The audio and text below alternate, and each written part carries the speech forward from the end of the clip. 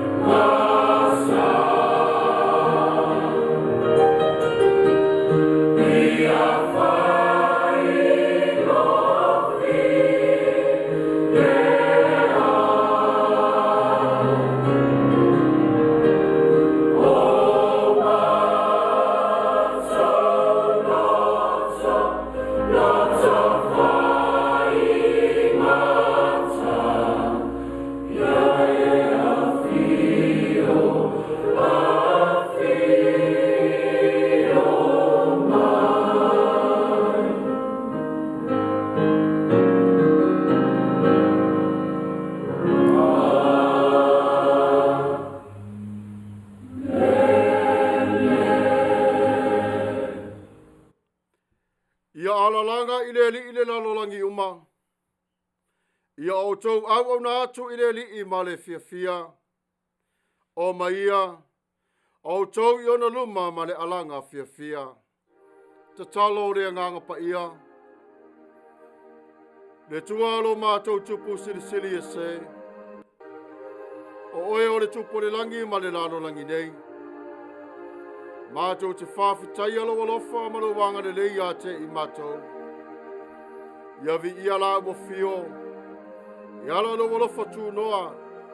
Le nei wa mātou o nā ulia mai ai i le Manuia o le nei aso. Whawhitai i lo alofa ma lo wanga le lei lo mātou ta Paia. Le ai o mea mātou te mawhai au noa ma lo wanganga Paia. Lea mātou te wala au tuai le awa ma le whae te la au fio. Whabole mole, a fio mai le nganga Paia, Paia ina mpapatiso ina i mātou le nei Sauniga. I le suafa o keriso Yesu. Amene.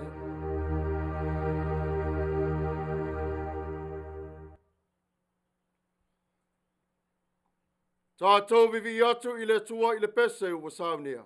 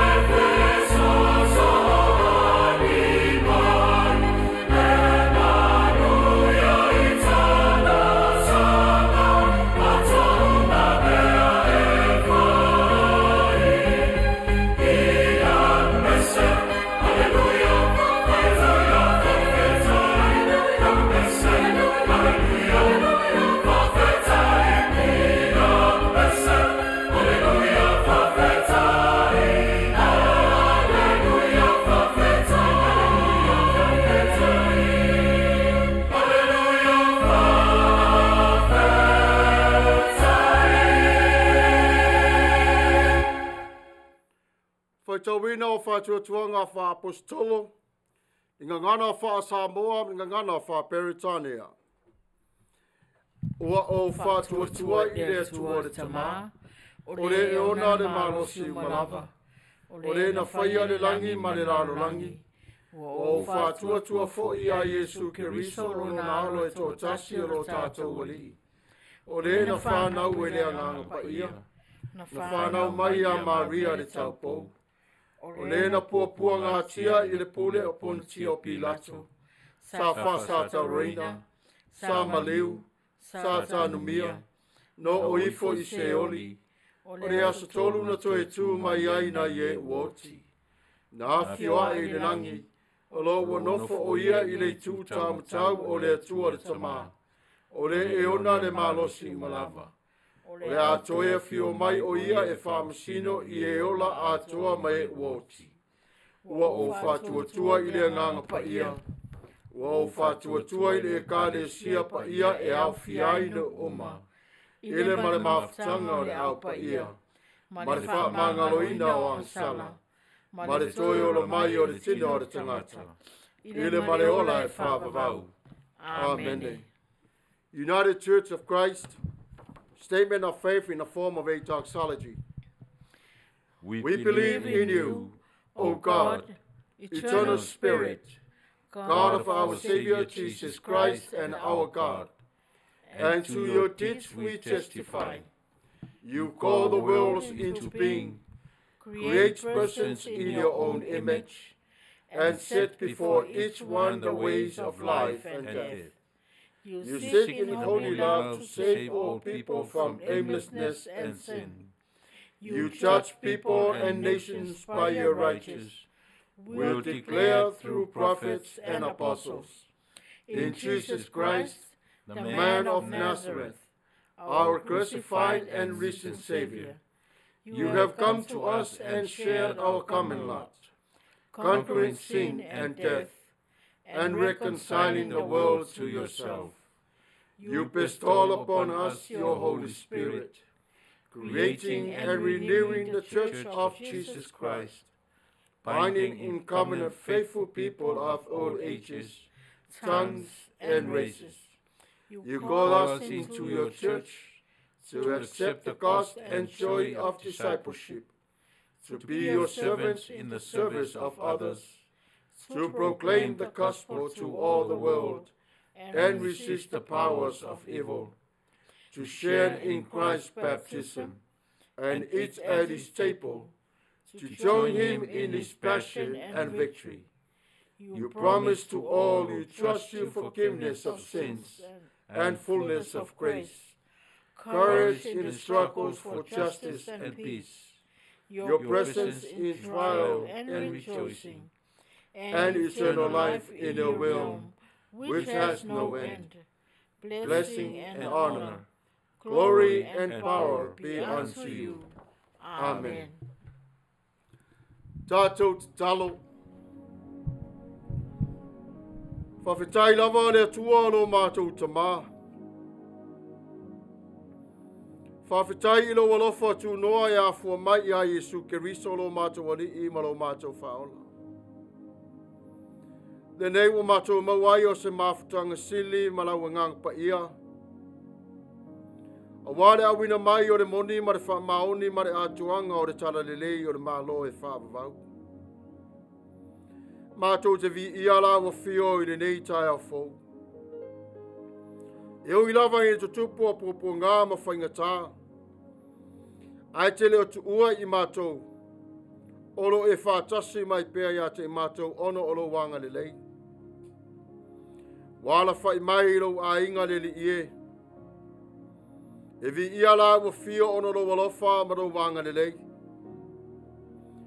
Whawhitai le tualo mātou tamā.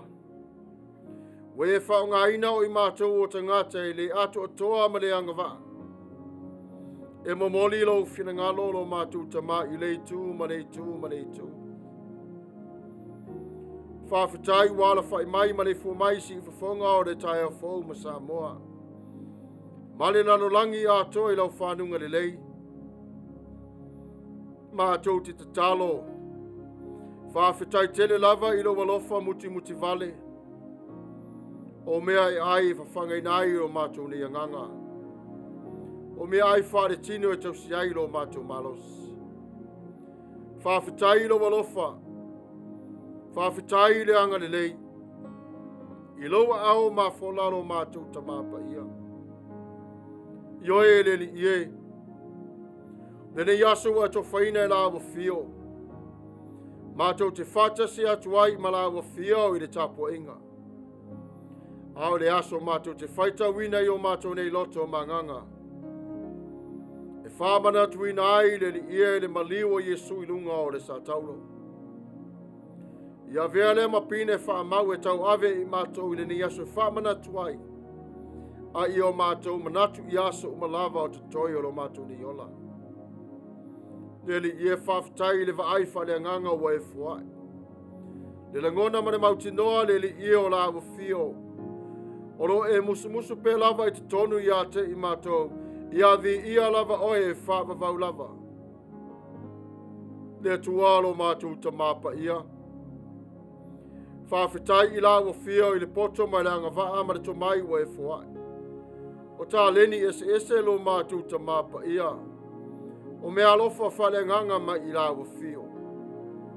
Ia vi ia lava oe lo mātou tupu sili ese. Whawawina la wa fio lo mātou nei sāwalinga le li ie. Le ala le mātou te whawhitai atuai mai le nganga maulalo. Awa o la wa fio. E tū mau pe lava mo i mātou. E te le li liu ese lo mātou atuai. Nene i tu lalo mātou te mā. Mātou te wala au i la wa fio. Whawhitai i le ola o fo ina pēr i le lalo langi nei e ala mai lau o loa tāua. A le ngata fo i lea lo mātou ta māpa ia. O nai o mātou mātua o whaafuloa lo lātou se fua. Ia te i lātou vairo ina TUSI e le au fio le Manuia. I lau puinga ma lau tau singa alofa i pei o lau masan. Whawhitai i le tua i le tele o ngā ruenga we fuai. Whai lea ma ngā ruenga o tau si ai lo mātou a inga. Ai whasiri lau e ka le sia. Mātou te tatalo no i mātou o le whanau. Foto se se ma le leanga i le telo taimi le li ie. Whamane mole whamangaro mai i ate i mātou. Whai lava lo mātou manatu fua te ifo. Malo mātou wa iae i le māwanunga o le loto o le tangata taito tas. Ai ngalo ai la wa fiolo mātou tamapa ia. A vea le maala lo mātou tama, wa le tau tamani, wa le tau whale ngā ngai o upu mātou te tau talai. Whamole le tua lo mātou wa li ie. Ie lofa i mātou i le toto o Yesu Kiriso. Le lingi mai mo i mātou le ie lo wanga le lei. Taito tasio whaamangalonga le e afua mai le suafo Yesu. Le toto na whaamalingi ina inunga o le sātauro. Ina ia mātou o nō lai. Mai loa la wa fio le li ie. Whamangalo i mātou taito tasi i mese seo mātou o na whai. Ina i o mātou tua oi. Te tono a inga. Te tono e kāle sia o ngā ruenga mātou te iai. Whapot patonga le tualo mātou ta māpone a lava. Whamule mole le li ie au mai o le tai a fau mo i mātou. Alo whangia i la wa fio le li ie le ni yasu. Au mātou na sāwa vali le li ie. Nei sipa se la manga le li ie lo mātou tama. Faamanatu mai la wa fio ia te i mātou. Awa am whātou tonu e la wa fio le li ie o mātou ni mafofa. Ina ia mātou o nei loa ai le leanga ma le lei le li ie. Ina ia maua e mātou si aso fia whātasi maoe. O mātou mana onga le tualo mātou tama. Alo whangia si o mātou watanu pelo Samoa. Ilana whainga mālo le li ie Manuia ie we e tofia. E taita ina le mālo o Samoa. Mai le ao le mālo. Marita mai ta i pāri mia le li ie we whiwhilia. Ia iai o la wa fiolo mātou tama. Fua ia te ilatou umalawa le tomai. Susulu atu o le mana malama mai la wa fio le li ie. ina ia whawhaingo whia ino na rātou ngā ruenga taito tasi. E so se matawhai oi wa e whiriwhiri ina iai mai e tō whia i rātou. Ne tualo mātou tamā. Tau mamau ese masa mō malam whātinga leanga o lo faufu mai. A ia te i rātou le while mua la o whio lo mātou wali ie. Faamanatuga lau e le ele le li ie o le sami. Ma le ea le li ie wale ola o lau whanau. Ai le ngata i lea. O tā iau wa e tō whia o Samoa. E tai nai o le tala le lei. Mātou te talo tutuila ma manua le la whainga malo. Ia tasi moi i la o whia o le whautanga le loto. Ia te i la tau le poto e anga waa ma le pataleni o mai e la o whia. A wā le whaafoina o lātou tiute o mō lātou whaiva. Whamanuia la o whia o le kovana ma le masiofu. Ma le mamalu ma le paia le li o le pāle mene o le whono whaitu la whono te tui le mamanua. Pui marutia i la tau i le lofa ma le anga le lei o la o whia. A vese o mala le li o faufu mai. Ai whatumulia i la o whia i le file mū ma le manuia. Whamanuia o lātou lau le ele o le sami fo i ma le ea. O walo lātou wola tupu Tapua'i lai di tino. Ai siri fo i lai le nganga. Le tualo mātou tamane nei atunu peo na mātou au mawai. Alofa lau o whio ma Faamanuia mai. Le tualo mātou tamau alo ma whanau o Samoa. O te tonu o le Alopopo o whelava o iai i lātou.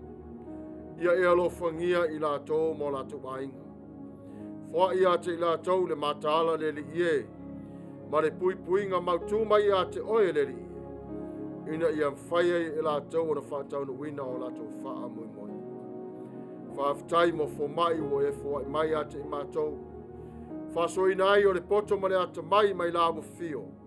O wale tong whitia ina le li ia o i mātou i teimi o mai ma pua ponga. Whaaftai i lawa fio e ala i no walofa ma na wanga le lei. Whamari mai si ufonga o le tai a fo. I ona tiuta tau ave le li ia peo na e si le fia. Ia whaatasi lawa fio mai mātou i taimi umalawa. Whamaruia le laro langi umalawa le li ia i le lofa ma le anga le lei. I le suafa o Yesu Keriso. Lo mātou wali i ma lo mātou whaola. O le mawala au o Tuai. Amene.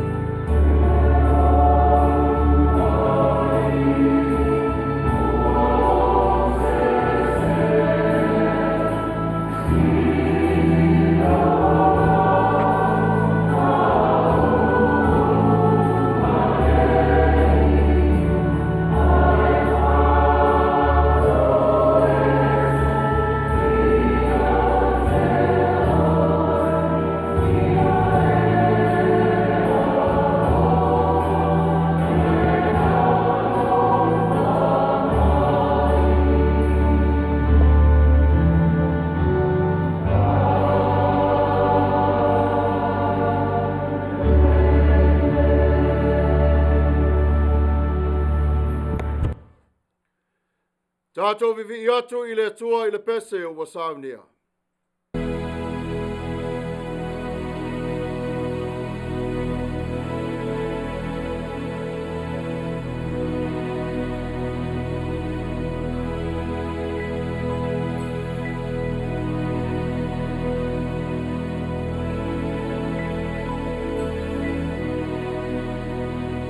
Oh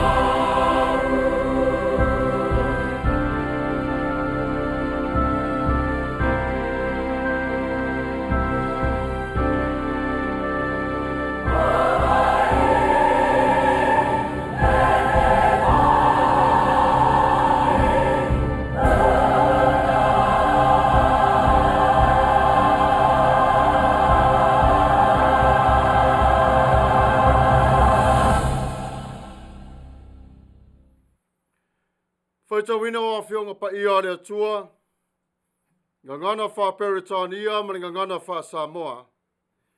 Reading of God's Word in English dialect and Samoan dialect. Our Bible reading for today will come to us from the New Revised Standard Version, from the New Testament, the Gospel of Jesus Christ, according to Matthew, chapter 13.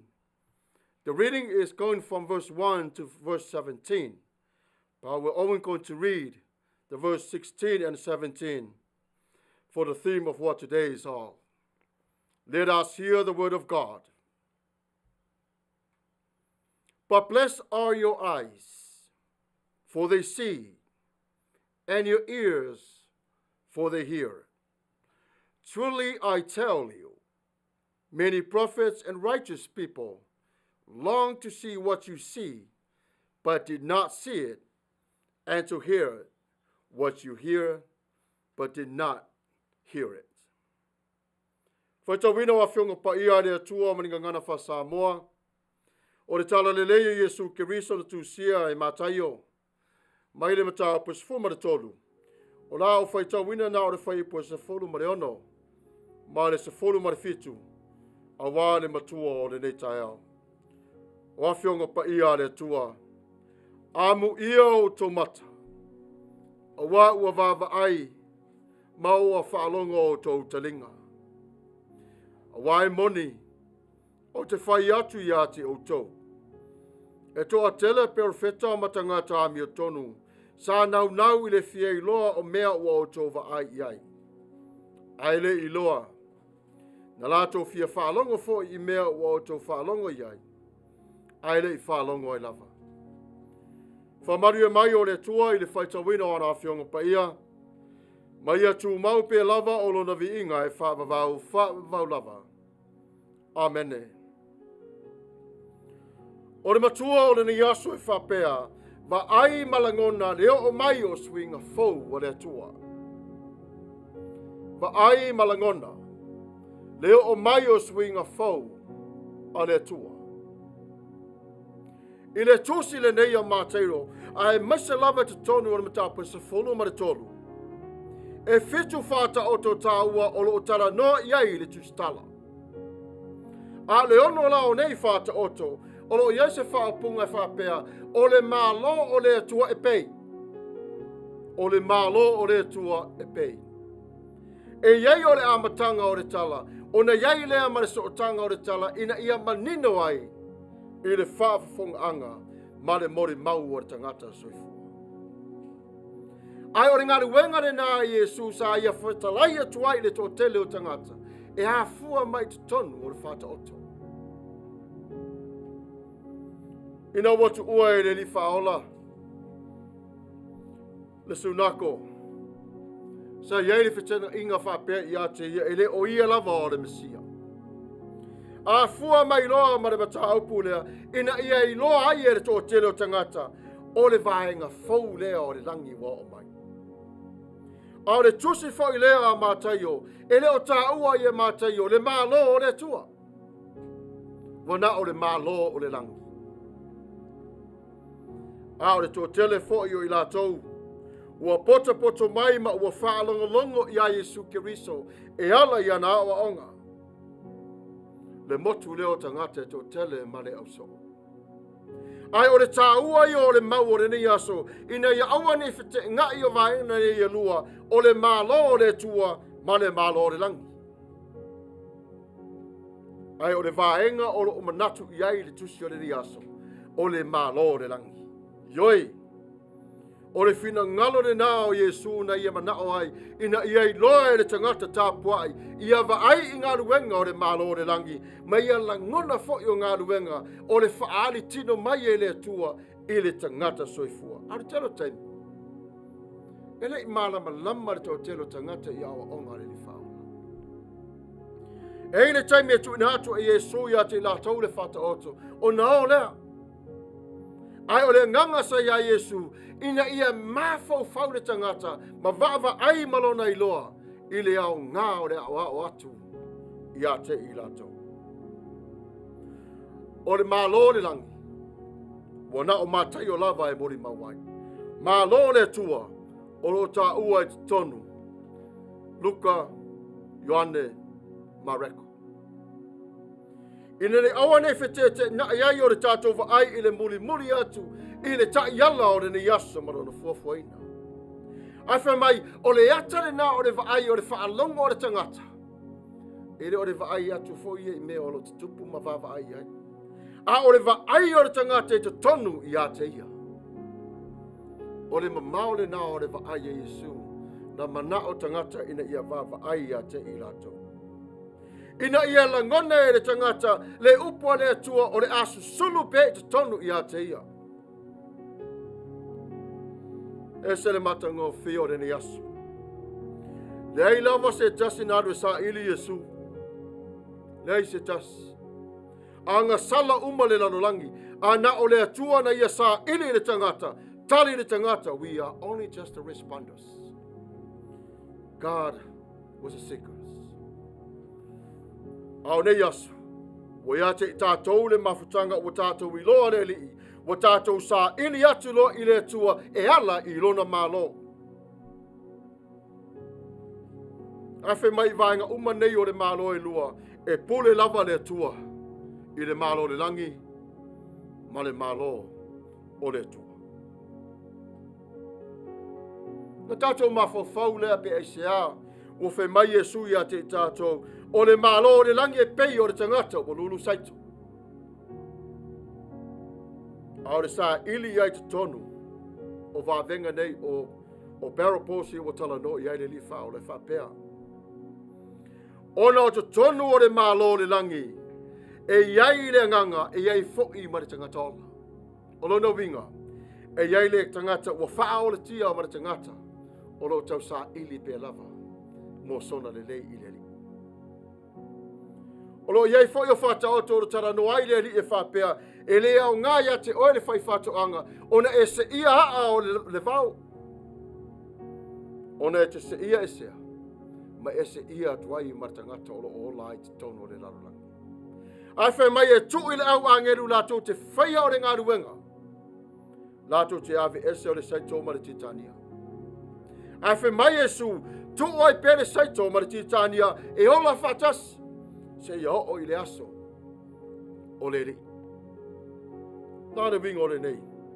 O lona winga o le tangata o tali tonu ma le tangata e le tali tonu. Whai mai e su tu oi pere I la ua e ola whatas e aru aso sa waso. Ai o se ngā luenga I tātou e vava ai po ai ua lawe ai le rii a wai e leo lawe ia. Le ai. Whai mai le tuspa ia e le ngata le langona o le tangata pe a wha moe pe lava I le atua ina ia sa ili pe lava I lona whinangana. Ai awa ai le tangata I le mawhau whaura loto I lona ia lava ola. Whai mai o ina o lo whanau mai ai o le langona waino ai o nā lofo o le tasi I le tasi. Toi Faamanatu mai lava e Paulo. Mai Paulo o I tātou o le whale o le ngang Paia. O lona apitanga I tātou. Ia tātou savavali I taimi ma tātou mafofau I a Yesu. Malona alofa ia te I tātou.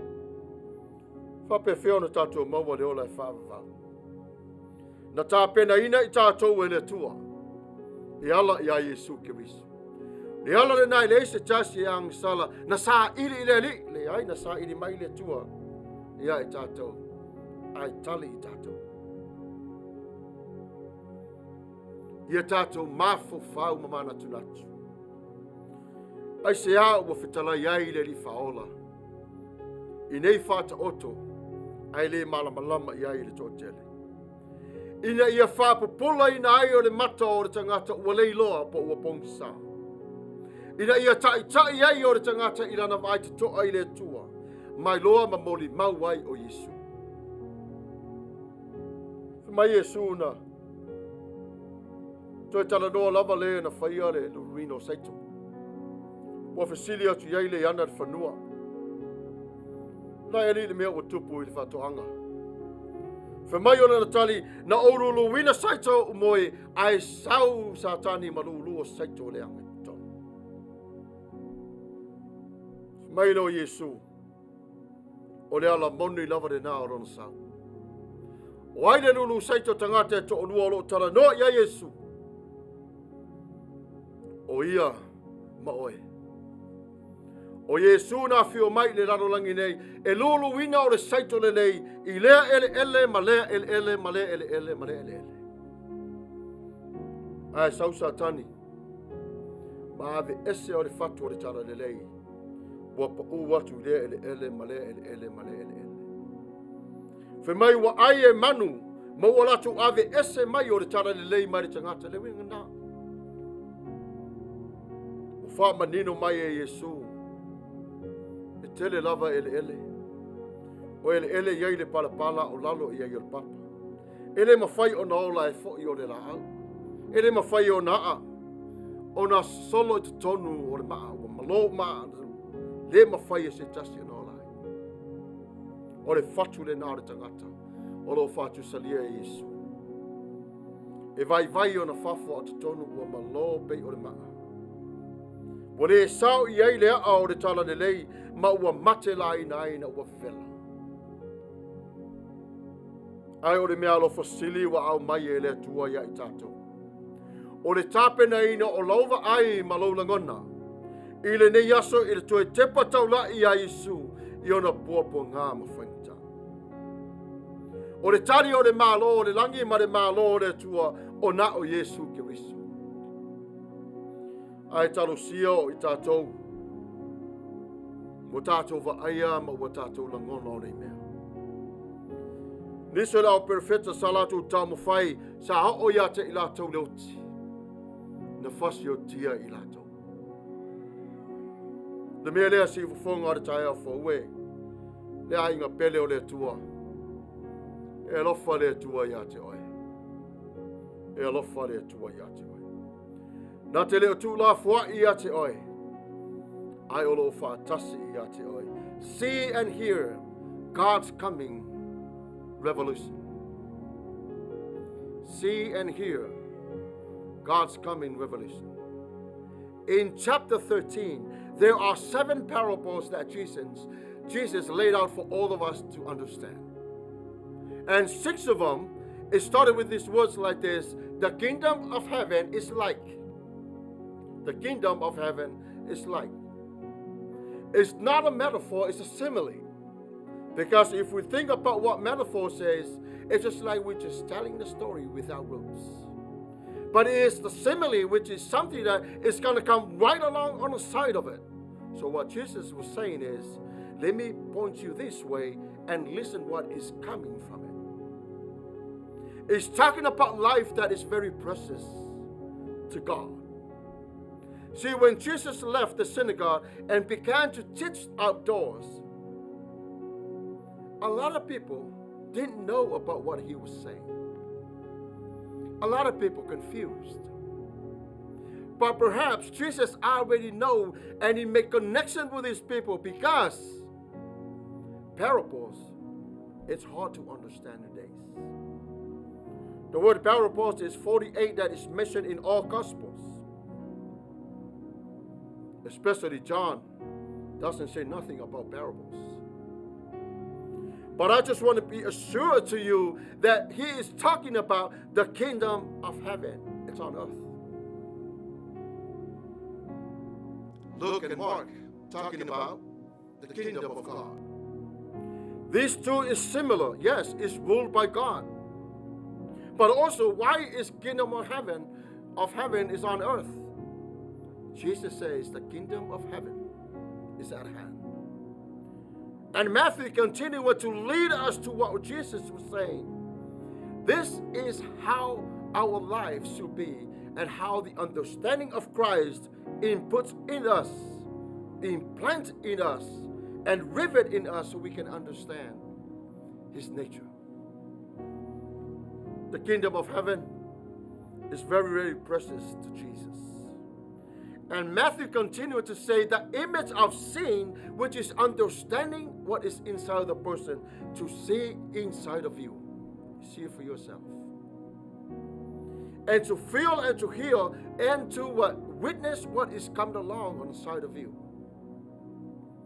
See, every time Jesus tells the parables, his disciples says, yeah, you're right. We understand. Of course, preach it. Yeah, we know. But the moment they're alone, they goes like this. Jesus, what did you say about that parable? It's okay. They were not sharpened tools in the toolbox anyway. Just like us. But Jesus would use extraordinary people to do his spiritual work. Means he would choose whoever he feels like. At the time, Jesus said, I praise you, Father, which is the time that he sees the revelation of God is coming to your way. Revolution is near. It's a good purpose for all of us to see the love of God that is coming. Even though the religious leaders don't understand and rejected what Jesus was saying, but what Jesus said is, we are the soil. And he is the man who distributed all the soils, the goods, but not the bads. Get ready to inherit the benefits of the kingdom of heaven that is in your life today. The kingdom of God is in God's hands. The kingdom of heaven is in God's hands with Jesus in it. You and I are in the kingdom of heaven now. Before I leave, lastly, that don't mean you take over your own life when God is in your life. What Jesus was saying is, when God becomes the king of your life, you don't come back and say, school over, let me take over my life this time. It's a surrender. You let God be king of your life. It can be only one king in the kingdom of heaven, not two. And I hope today that we see the privilege and the grateful and be glad in it for what Jesus has done for us. Make good use of your knowledge that is available to you. May God bless you all. In the name of Jesus. Amen.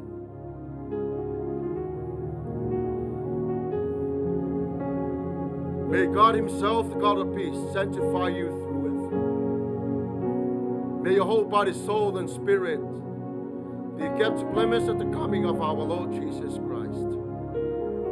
The one who calls you for family is faithful. He loves you. He loves you. He keeps you until the day of his returning. In Jesus Christ. Amen.